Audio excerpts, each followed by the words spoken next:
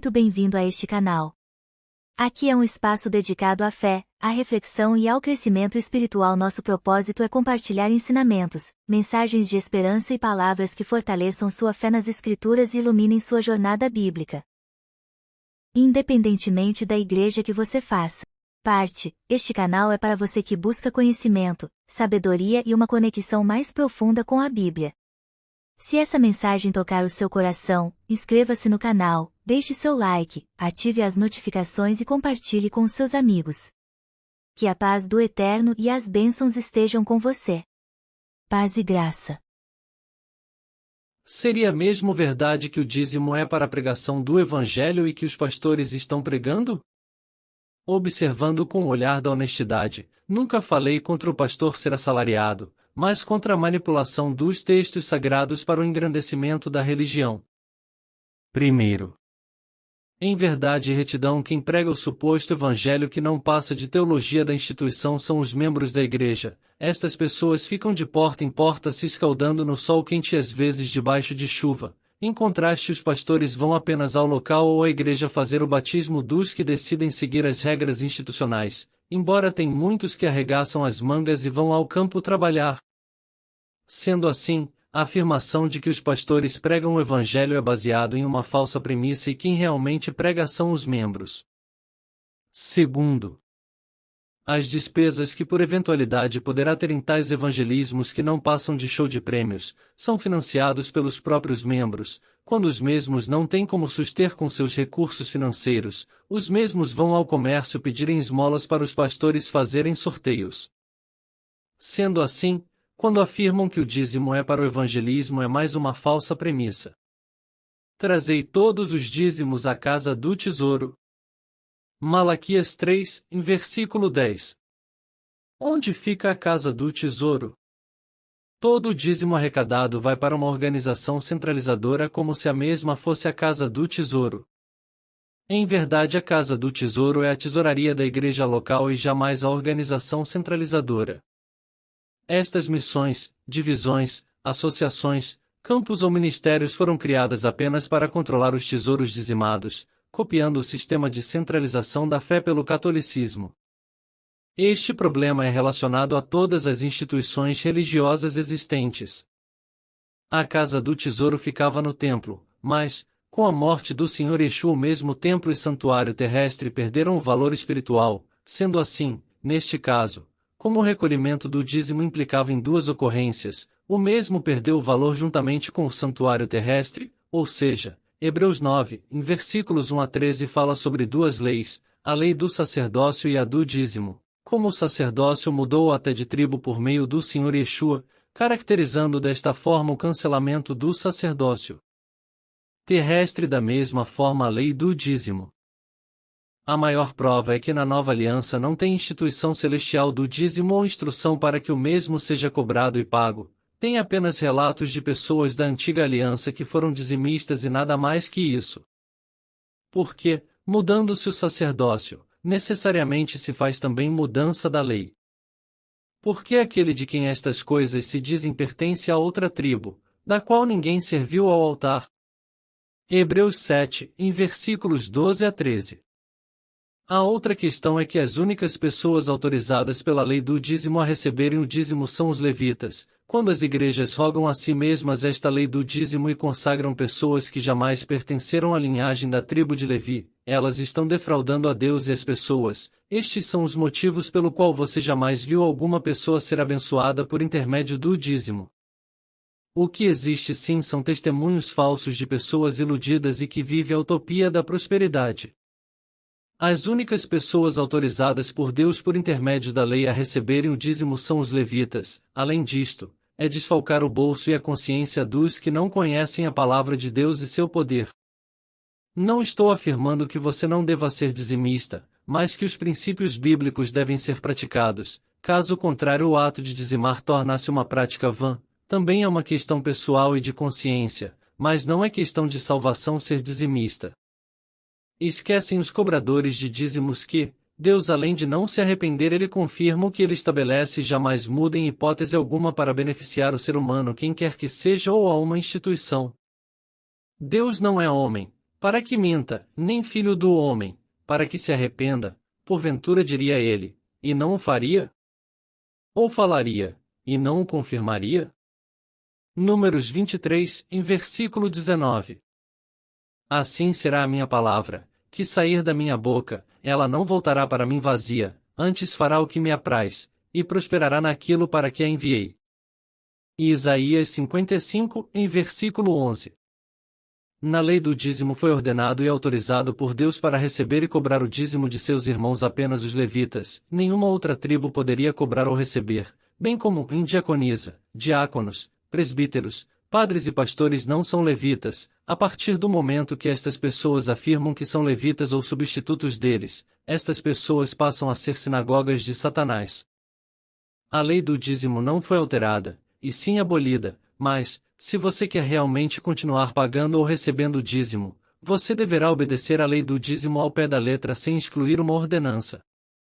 Como pode ser observado, até o momento não falei contra o dízimo, mas, sobre a institucionalização pelas religiões que relacionam o dízimo à salvação. Se você não obedecer toda a lei do dízimo ou pagar para quem não é levita, você continua mesmo assim sendo ladrão.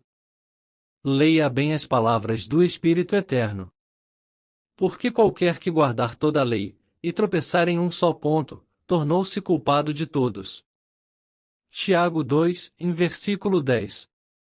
Aquele que diz, eu conheço, e não guarda os seus mandamentos, é mentiroso, e nele não está a verdade. 1 João 2, em versículo 4. Guarda-te que não te esqueças do Criador teu Deus, deixando de guardar os seus mandamentos, e os seus juízos, e os seus estatutos que hoje te ordeno. Deuteronômio 8, em versículo 11. E guarda a ordenança do Criador teu Deus, para andares nos seus caminhos, e para guardares os seus estatutos, e os seus mandamentos, e os seus juízos, e os seus testemunhos, como está escrito na lei de Moisés, para que prosperes em tudo quanto fizeres, e para onde quer que vá. 1 Reis 2, em versículo 3. Quando são induzidas pessoas a pensarem que são substitutas da tribo de Levi, tanto a liderança bem como os que obedecem às suas ordens deixa de ser templos do Espírito Santo para serem sinagogas de Satanás. E a blasfêmia dos que se dizem judeus, e não o são, mas são a sinagoga de Satanás. Apocalipse 2, em versículo 9. Eis que eu farei aos da sinagoga de Satanás, aos que se dizem judeus, e não são, mas mente. Apocalipse 3, em versículo 9.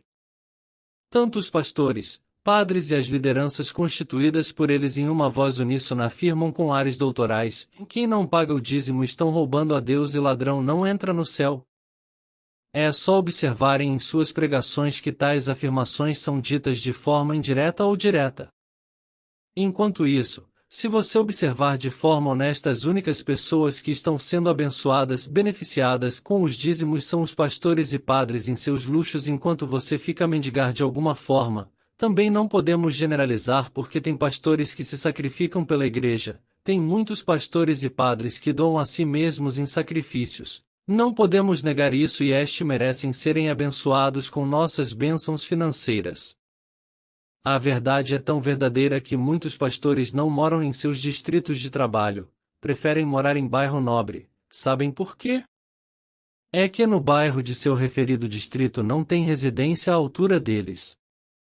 Para quem está ensinando que só é salvo se pagar o dízimo e aos que estão dando crédito a estas mentiras espirituais, é bom que leiam com bastante atenção estas afirmações da palavra do Eterno. E mais disse-lhe Pedro, o teu dinheiro seja contigo para a perdição, pois cuidaste que o dom de Deus se alcança por dinheiro.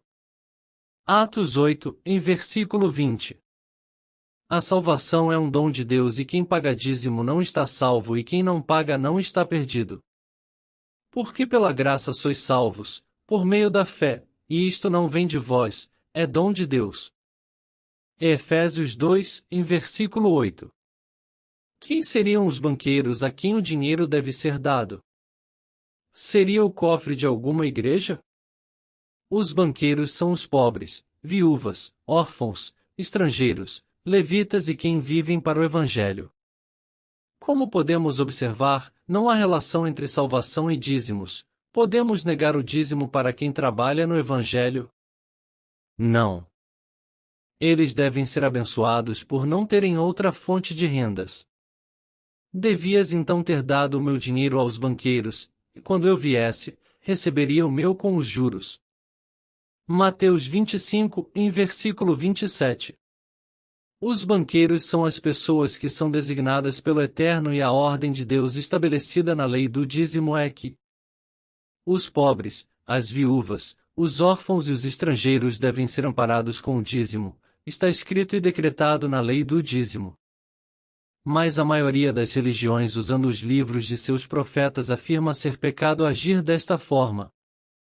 Ao Eterno empresta o que se compadece do pobre, ele lhe pagará o seu benefício. Provérbios 19, em versículo 17. Então eles também lhe responderão, dizendo, Yeshua, quando te vimos com fome, ou com sede, ou estrangeiro, ou nu, ou enfermo, ou na prisão, e não te servimos? Mateus 24, em versículo 44. A questão é que as pessoas preferem darem crédito ao espírito da mentira que se manifestou em meio à cristandade com o nome de teologia. Dizimar ou não é uma questão pessoal e jamais de salvação. Devemos sim honrar com nossas posses os que vivem para o Evangelho sem ter outra fonte de recursos para manter-se com suas famílias. O texto a seguir não é usado pelas religiões, pastores, líderes, os membros quando vão dar orientações sobre o ato de dizimar, eles usam apenas os textos de interesses pessoais. Os que mostram os princípios estabelecidos na lei do dízimo são ignorados pelas igrejas cristãs de forma generalizada, salvo em alguns casos em que são colocados em práticas os princípios do dízimo.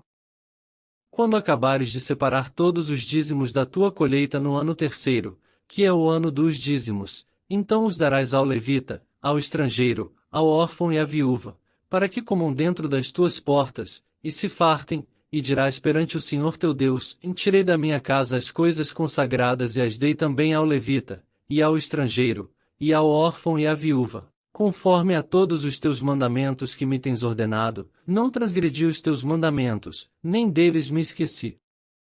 Deuteronômio 26, em versículos 12 a 13. O dízimo é a menina dos olhos de ouro das igrejas e é intocável. E são infeliz e amaldiçoado quem se atrever a questionar e ficar com o que está escrito nas Sagradas Escrituras, são expulsos do rol de membros e da salvação pelas religiões.